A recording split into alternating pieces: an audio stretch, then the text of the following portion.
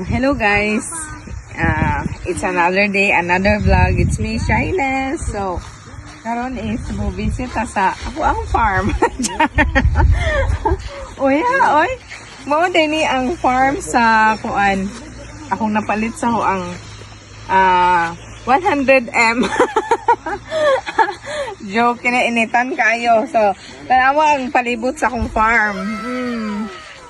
Mo na siya ang farm nga akong napalit for kuan na siya kini kay nagkantidad lang ni og 90M. Ya kani mo ni ang bay.